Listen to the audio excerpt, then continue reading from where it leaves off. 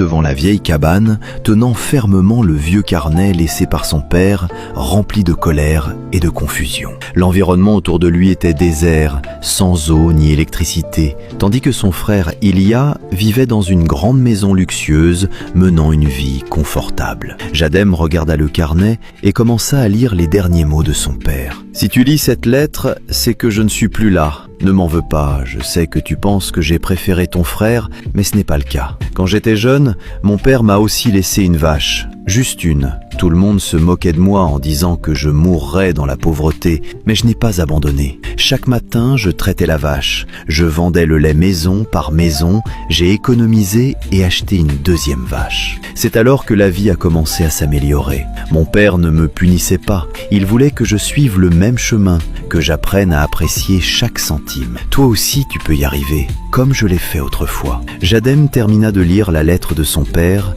des larmes lui montant aux yeux. Cette vieille vache était en réalité le point de départ du cadeau de son père. Bien que cela ait semblé insignifiant, c'était son opportunité de changer son destin. Jadem décida de ne pas abandonner. Il se leva tôt chaque jour pour traire la vache et vendait son lait à tout le monde. Peu à peu, grâce à ses efforts, il acheta une deuxième vache et commença à voir un tournant dans sa vie. Un jour, une dame s'approcha de lui et lui demanda s'il vendait du lait frais. Jadem se hâta de promouvoir son produit. « Madame, voulez-vous acheter du lait frais ? Je viens de le traire, il est encore plus pur que celui-ci. » Cependant, elle se moqua et dit « Nous n'achetons pas les produits des pauvres. » Bien qu'il ait le cœur brisé, Jadem ne se laissa pas abattre. Quelques jours plus tard, la dame revint, prête à acheter son lait, et dit « Ton père était un homme honnête, toi aussi tu seras comme lui. Reviens demain. Je rachèterai. » Jadem ne renonça pas et continua à travailler dur. Finalement,